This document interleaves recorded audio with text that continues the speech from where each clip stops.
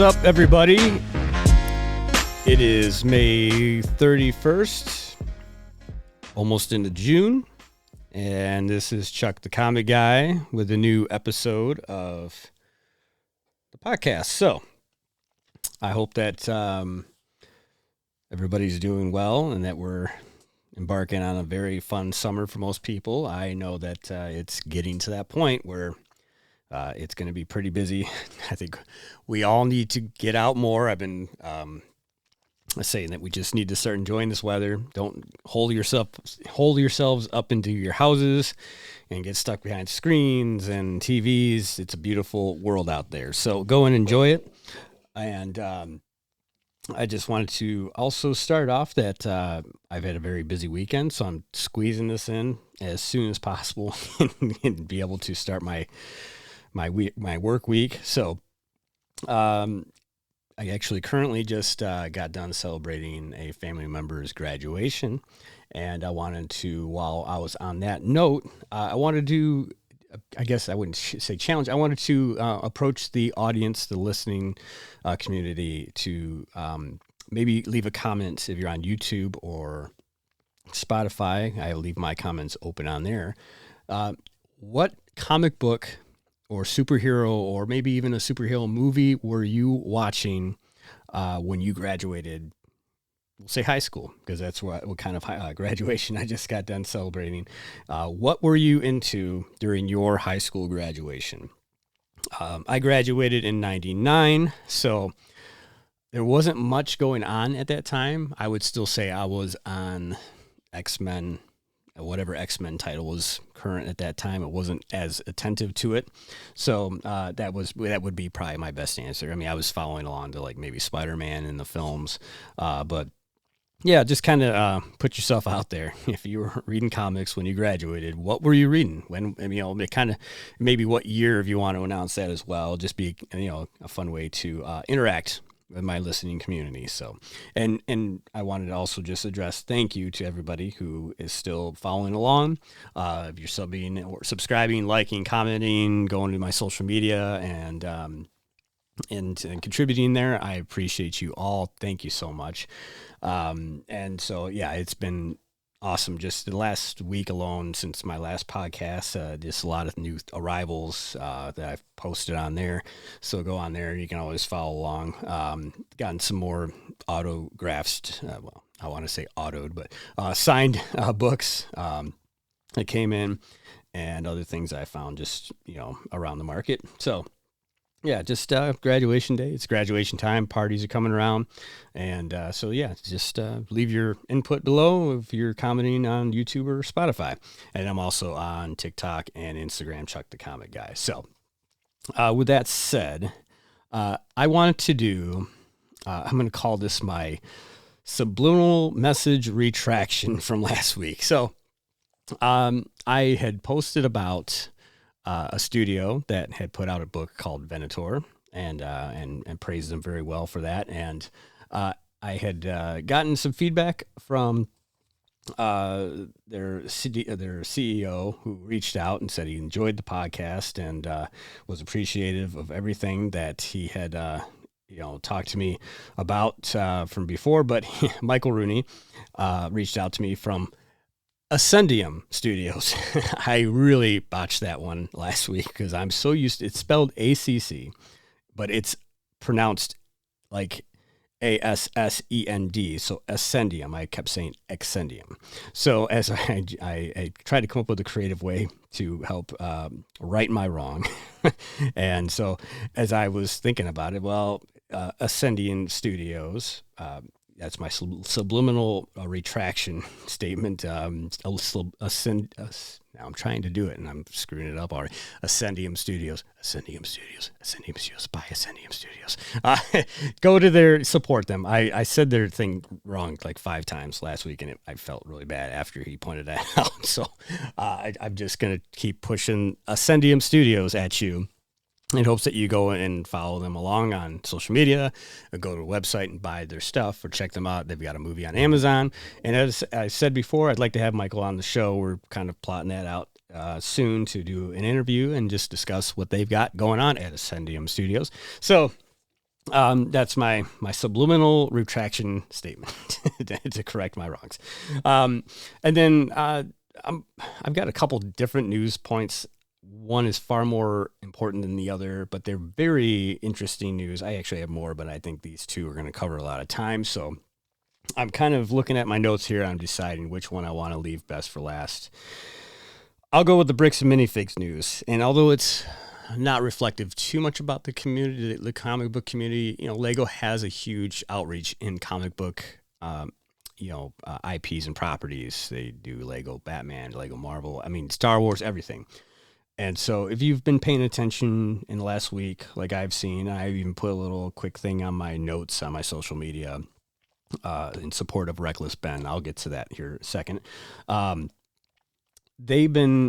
Bricks and Minifigs is I wouldn't say a third party, but they're a group of chains that have been popping up across the United States, and they are a Lego retailer, reseller, and buyer of reseller. They'll buy your products as well and resell them. So they are kind of like a small franchisee kind of thing where you got the investment available to own one, then you can reach out to them and get a building and set it up and start being part of the Bricks and Minifigs community.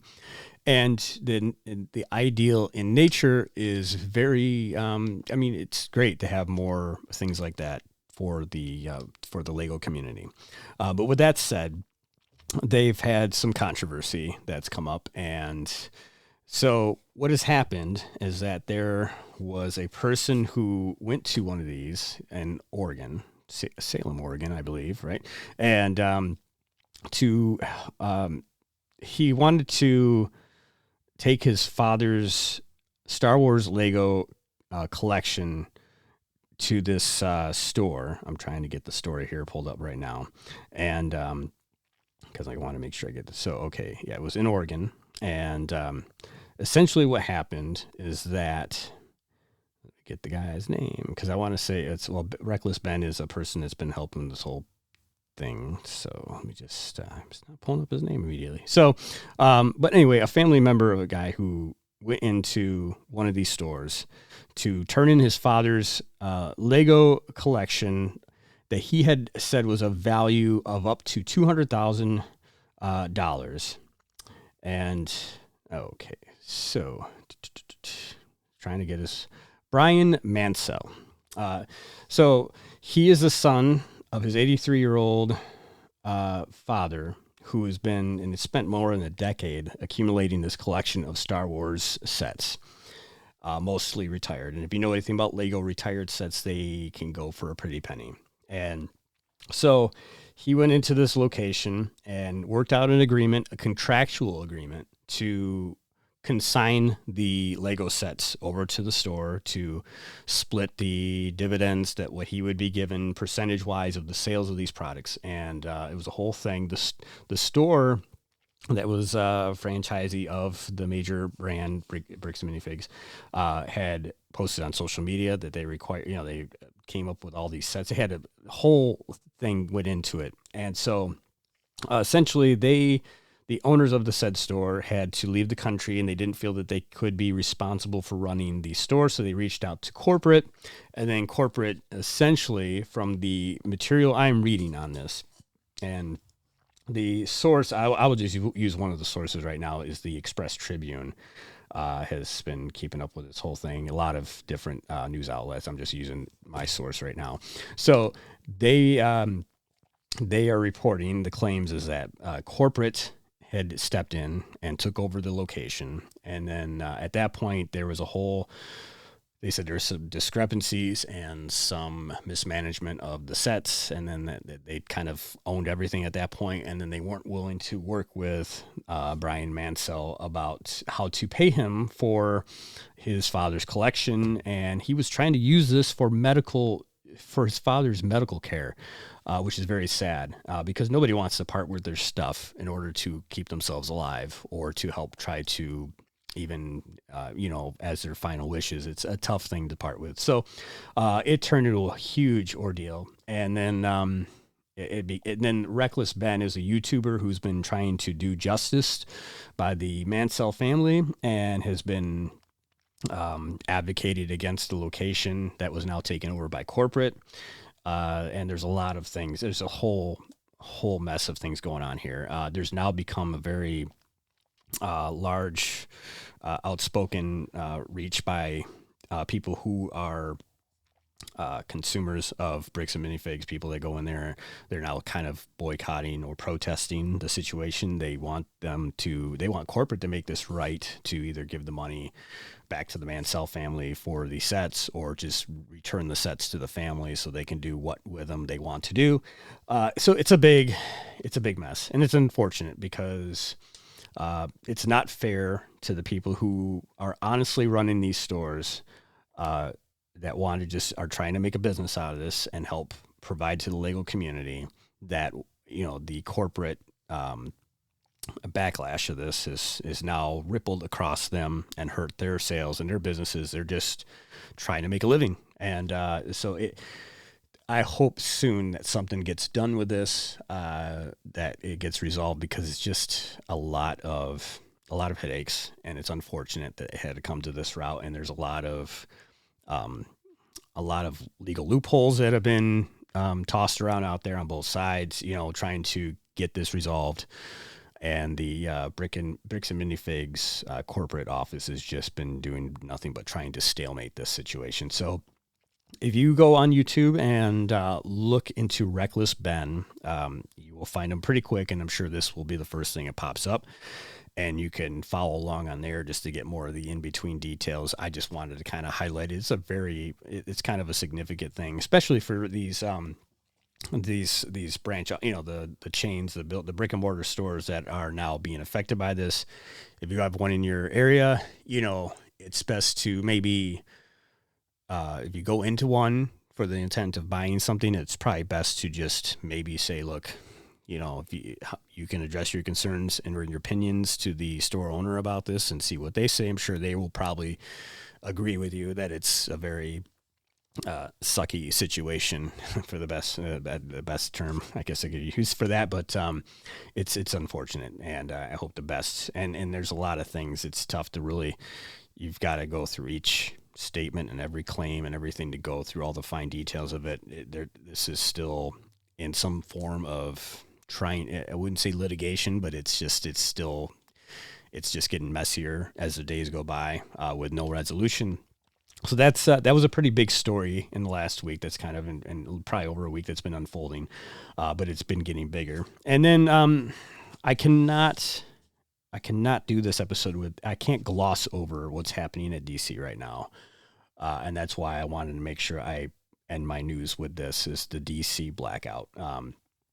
So if you're not familiar, and I wanted to release this podcast this weekend, but waiting till today with everything going on outside of just my normal routine in life, it gave me a lot more time to think about how to even speak on this, because it's no secret I'm a middle-aged white guy. Okay, I don't have any merit to say how to handle other cultures and communities, of whether it's of color or anything. I mean, I'm just the person that has to witness what's taking place around me, and I can only speak on what I see and what I hear. So, I have to really be, patiently cautious of how I even cover and talk about this, because I respect all people of any color, of any sexual orientation. I do not have any reason to hate anybody for any reason, until they provide me some sort of negative response that has nothing to do with their looks, or, that if they give me a reason to not like them, I still try to find a reason to like people. I don't know. I'm just way too forgiving. So I don't like having friction. And I've boasted on this podcast that this is a place of, I want to make sure that we live in a positive scope of things. I know, critically positive. I mean, we want to make sure we're still using some common sense and voicing and expressing our opinions about things that we may disagree with, but we still want to try to uplift the community. It's a beautiful community that I have to say, I mean, everything I'm thinking about right now has been things have been traveling in my head with a lot of driving I've been doing the last weekend.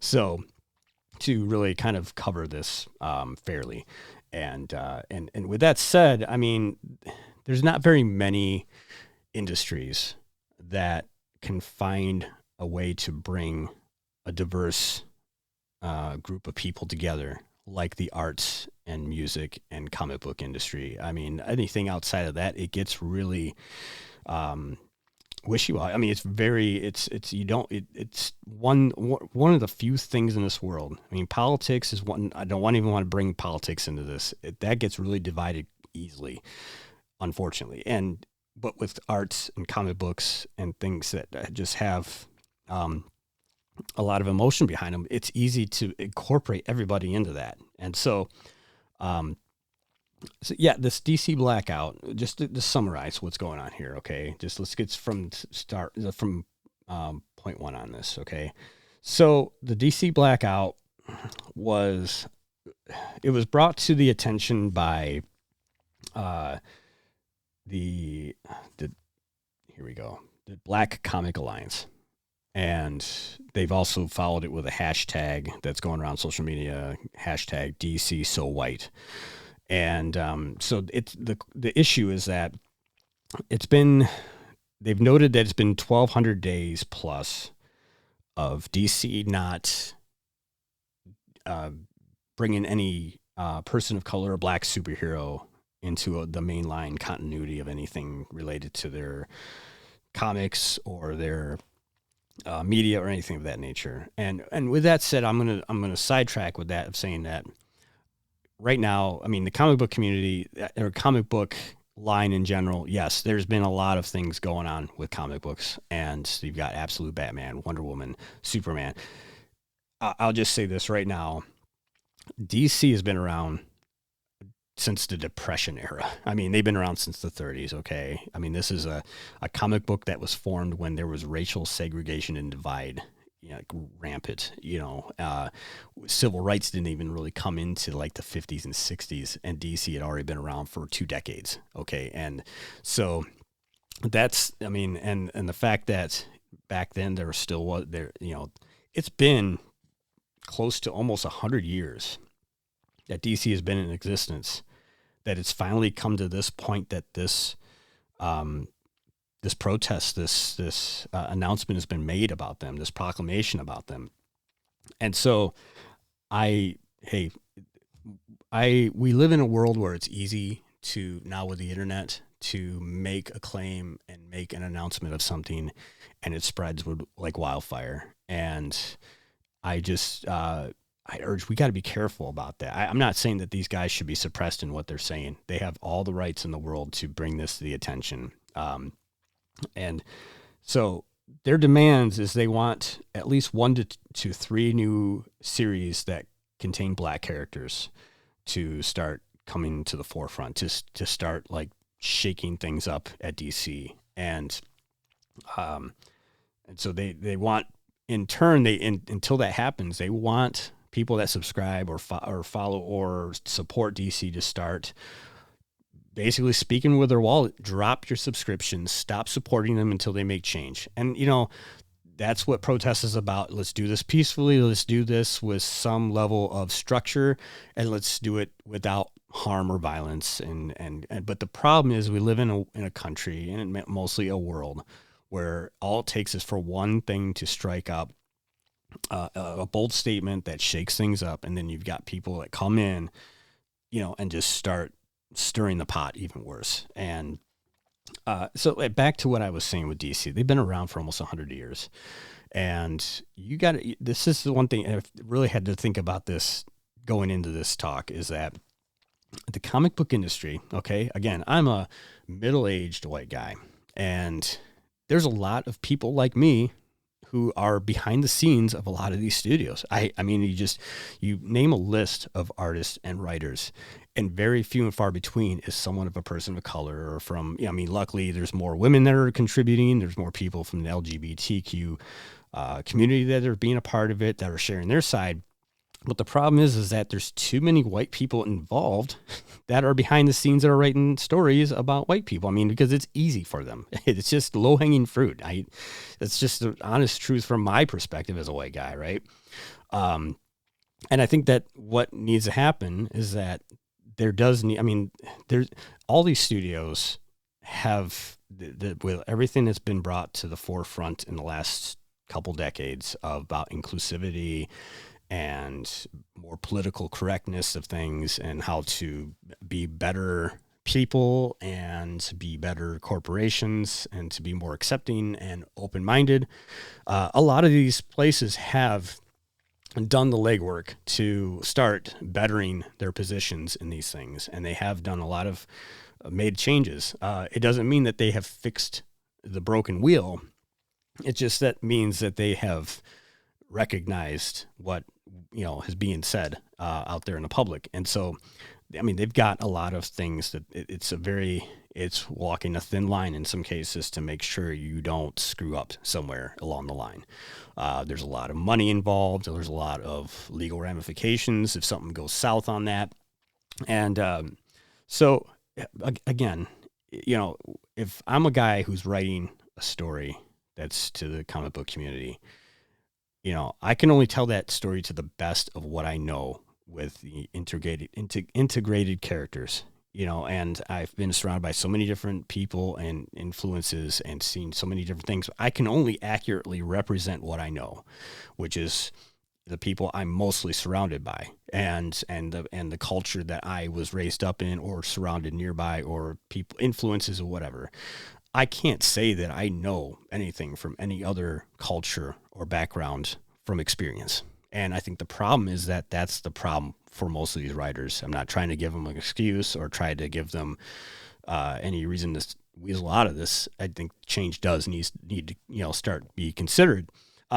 Marvel, and so DC is the primary target here, okay? Because Marvel, they've been around just as long. I mean, close to as long. I mean, they've covered they've hit all the check boxes. And I think the advantage they have in this situation is that you can't go for more than 6 months without them creating a new character. I mean, it's just, they've got an encyclopedia of heroes, villains, side bit characters, sidekicks.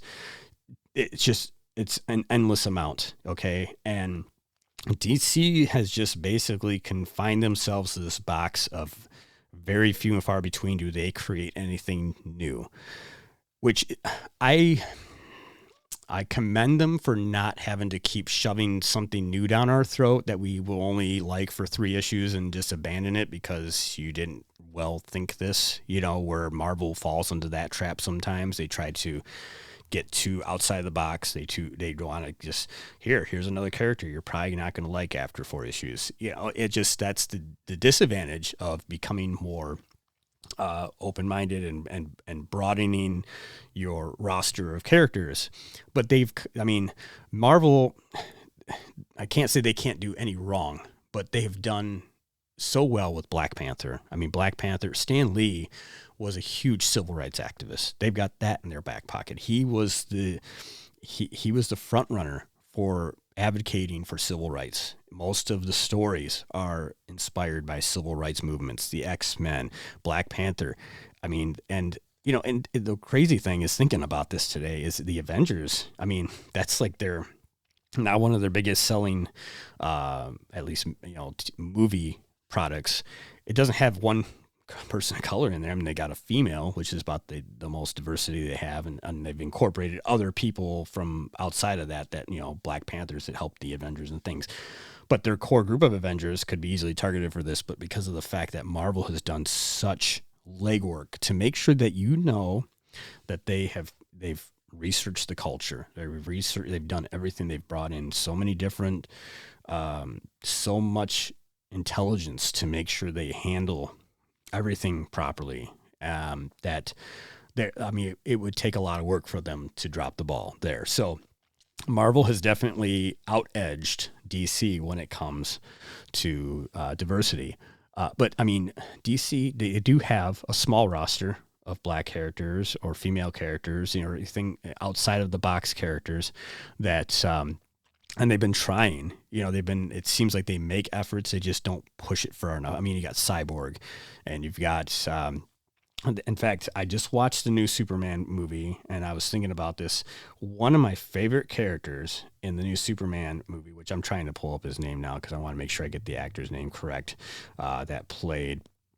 So here we go. Cast. Okay, so they had. Here we go. Taking the time to load on my phone. Okay. Mr. Terrific was played by Eddie Gathegi.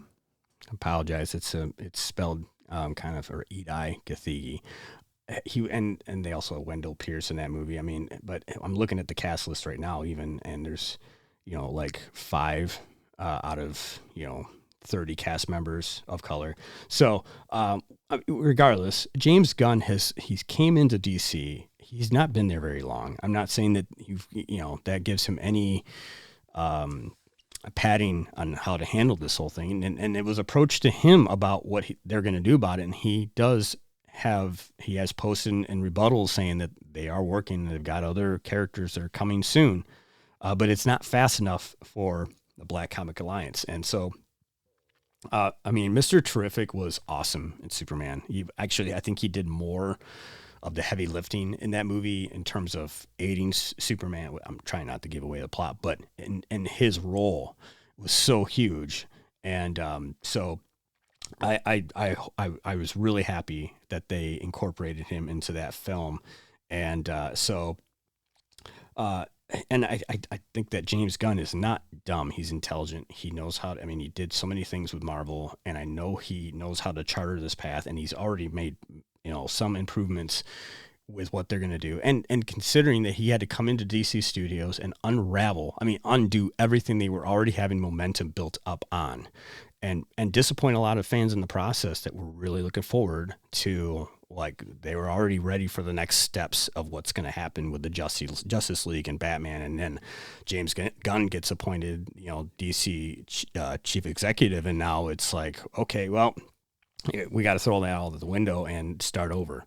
So that's a lot on his plate, and he's only been there a very short time. And Superman is the foundation film for what's going to become the future. And the fact that they could have had Superman be a completely standalone film. I mean, granted, it could have been no aid by anybody in that film. No Guy Gardner, no Mr. Terrific. It could have just been Superman, Lois Lane trying to fight Lex Luthor, and it would have been all mostly whitewashed. Unfortunately, I hate to say it that way, but it would have been viewed that way. And given what's taking place now. And so it's good that he has actually brought some diversity to that film, because with now being said, I mean, we can protest. Okay. We're allowed to do that. We have free speech. We can voice our opinions about things we're unsatisfied with. And we can come with, you know, data, which they did, the Black Comic Alliance, of 1,200 plus days without any prominent black superhero. And that's great. We just also have to make sure we know that with all this stuff being presented, it's going to agitate and rile up people that maybe have no reason to be agitated or riled up. And it's scary. I mean, all it takes is one person with any right or cause to believe to do something to combat this. And like I said, our community is a very awesome comic book community. We don't need to get this into a course of violence. We don't need to get this more heated up. There's ways that we can put guardrails up to make this. We can express what we want to say and be very critical of those statements, and get it fixed and move along without it getting worse. So I just want to make sure that we don't let this thing get any hotter than the fuel's already made it hot. And I hope that it gets resolved soon. I hope that we can get back to basics with, let's just, okay, you know, this needs to get fixed. If this is how you want to do it, DC, I'm sure, is willing to go that route.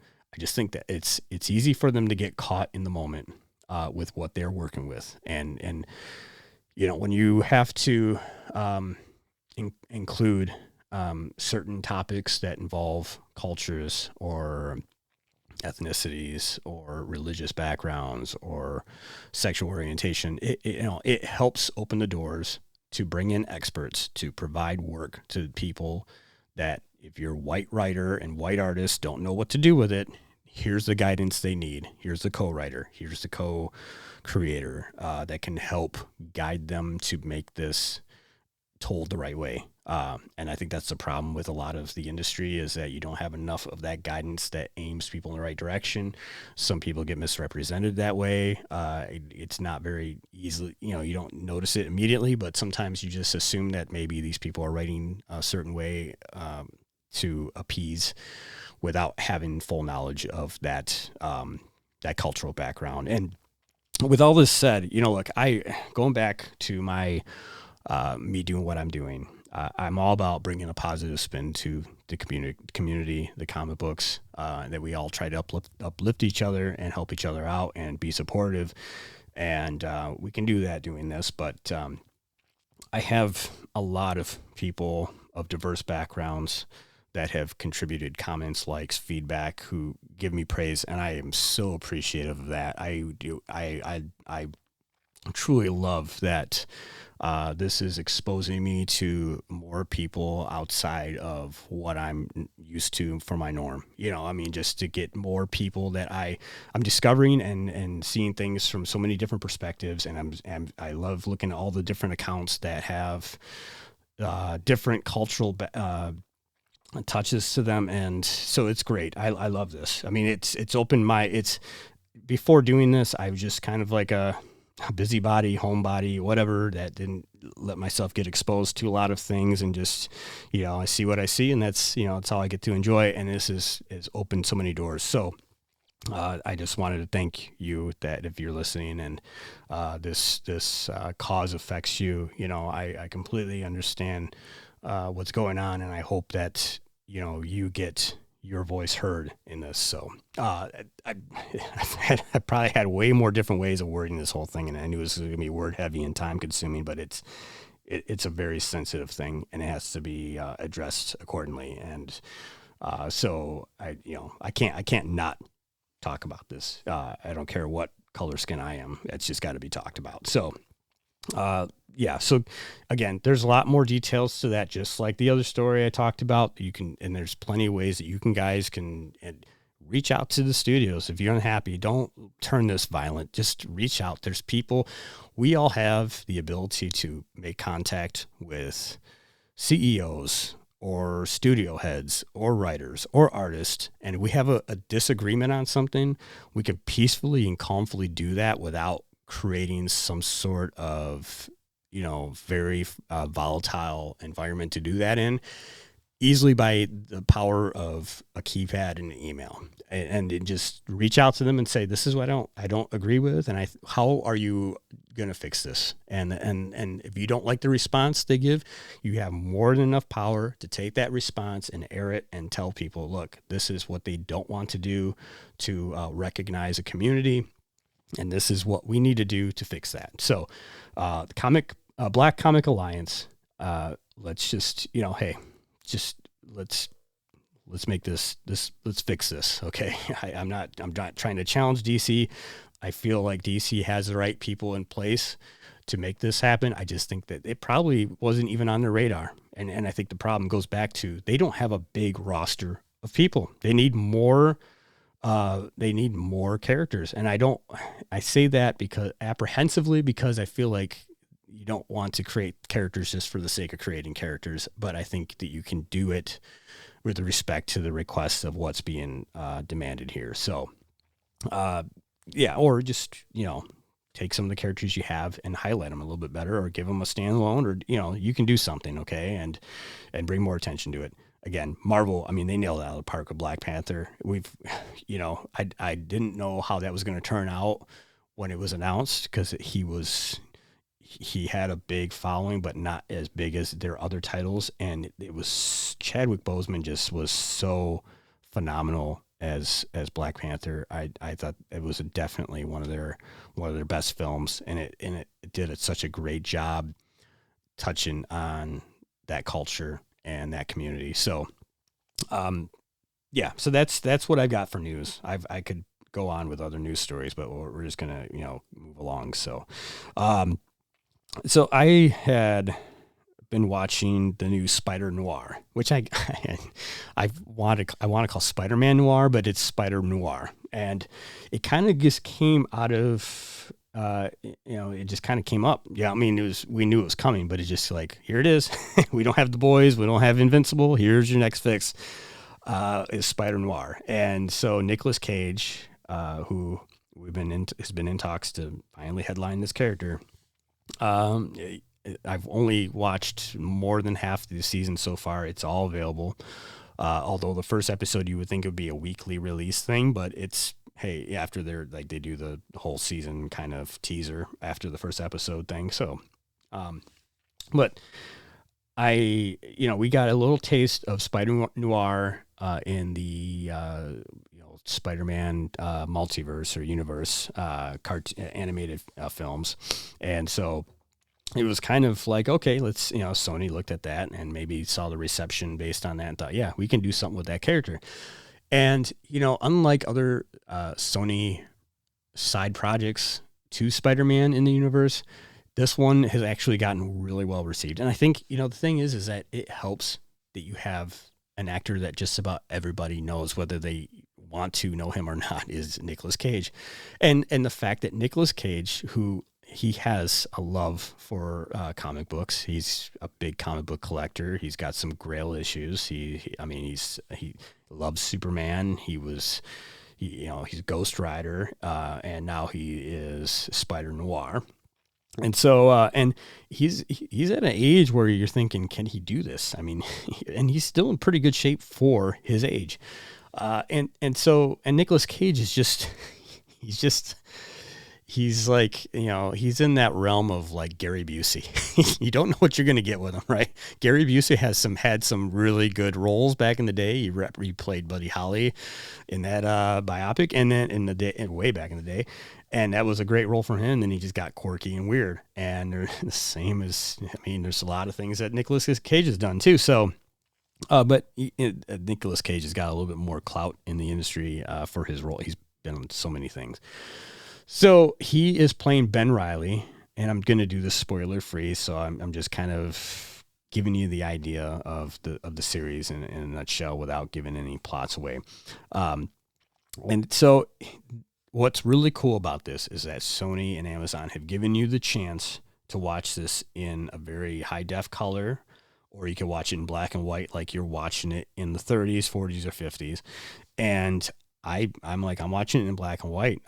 You can always go back and rewatch it again, but that's a really cool element they put it into this. So, I mean, it seems like they really thought a lot of cool things out of this, which has helped with the reception on it, because all the other stuff like Madam Web or, and Craven, it was just kind of like a movie for the sake of making a movie to keep, Spider-Man relevant, or at least that universe relevant until the next movie came out. And, I will say this about Nicolas Cage's performance as Ben Reilly, who is an investigator, and he's just kind of like a PI, and and that was kind of like the thing in all those films and movies and things in that time was this, there was someone that was getting some action on screen. He's like an investigator that's got to wear a coat and a hat and all that fun stuff. He reminds me of Jimmy Stewart. If you look at old photos of Jimmy Stewart in black and white stills, like Nicolas Cage, his present day presence would have fit so well in movies and films of the 50s. And it's been said that he's talked in interviews already how much he had to learn from an acting style of that time to be very quick-witted and very fast-talking and funny and goofy and zangy, just like they were in the 50s. He had to kind of think outside the box himself of his own acting chops. So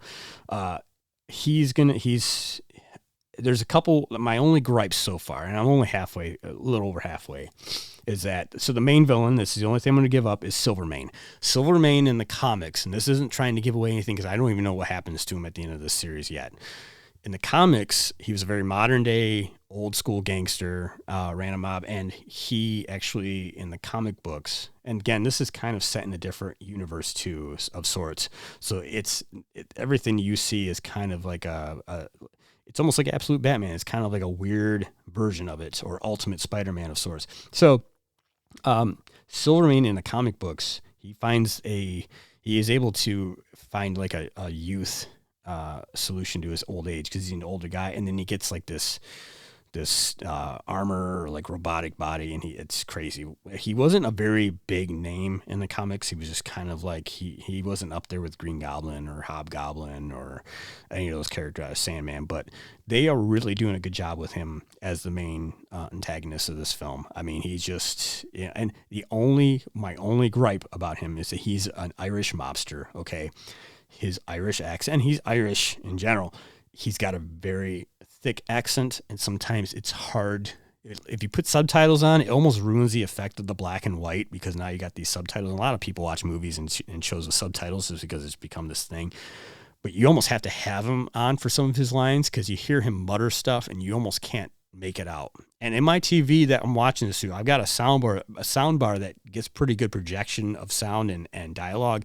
So it really kind of is hard to like, wait, I get the gist of what he's getting at, but I didn't hear exactly what he said. That's probably my only complaint about this series. Otherwise, I mean, I love this series and I wasn't a fan of what they did with some of the animated, like different variants of Spider-Man in the animated films. And Spider-noir, I thought, okay, that's pretty cool that they put that in animated form, but seeing it live action and the cinematography is like, I watched a lot of movies and shows when I was a kid because I grew up with older people surrounding me a lot, and they kind of turned me on to some of the things they liked, and I had to kind of appreciate it for what it's worth. So, I mean, like Abbott Costello, Three Stooges, the old black and white comedy stuff.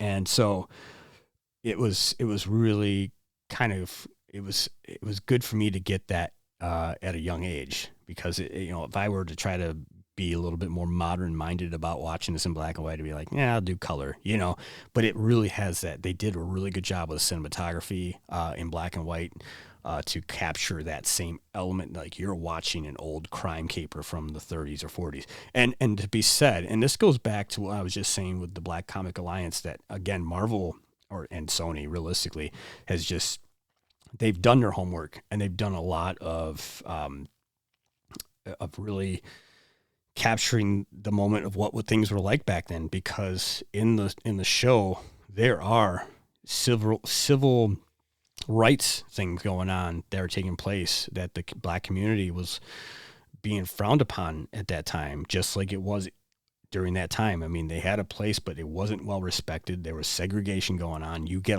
a huge taste of that because there are black characters in this show that are a big part of the show, and that's great. I mean, I love I love the atmosphere. I love the feel of it.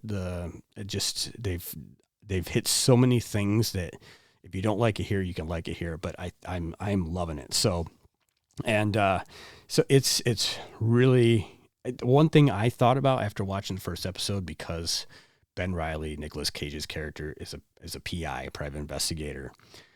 It makes me wish that, and this is just a weird what if scenario, if Ben Reilly of the 1930s could cross over Bruce Wayne of the 1930s or 1940s as Batman, because it's got that same Detective Comics feel and like the old Batman comics have. And it's like, it's such a great way to compare that Spider-Man and Batman are this essential, like, I mean, even though Spider-Man and Superman crossed over, and that makes sense, Batman and Spider-Man have very much the same elements of investigation and, working where they're doing to try to be like detectives and sleuths in some cases, just like looking from beyond and being hidden in plain sight kind of thing. And so Ben Reilly, he does a lot of things that remind me of the old school Batman comics. And in terms of getting to, to find the villains or whoever he's trying to, the information he needs to get to. So it's a really great series. I can't wait to finish it. I mean, it's, I stayed up late last night trying to get through another episode. I almost fell asleep to it. And it's not saying that's a bad thing. I was just worn out. It's been a long weekend. So I suggest highly, when you're not spending time in the sun and enjoying this beautiful weather, find some time to, catch up on that. And it's on Amazon Prime right now, which is great because I didn't want to have to resubscribe to Disney or Netflix or some other streaming service to get this. I'm glad that Amazon was able to pick it up. And yeah, I think it's great. So I think that's all I got right now. I thought it was going to be going a little longer, but I'm glad I'm kind of wrapping it up and giving you somewhat of a enough information in this amount of time. So again, I am on TikTok, Instagram. I'm also on that other app I just mentioned last week, which Substack, YouTube, and Spotify. Subscribe, like, comment, offer your feedback. And again, let's do our best to help each other out. We all have mouths and keyboards. We can all communicate in a safe and friendly manner and keep the comic book industry and the comic book community in great spirits. Yes, we can be critical of the places that are creating the things that we enjoy. But let's just do our best to be supportive of one another and help each other out through tough times and things that we want to express to each other. So thank you again. And until next time, see ya. Let's cut out of here.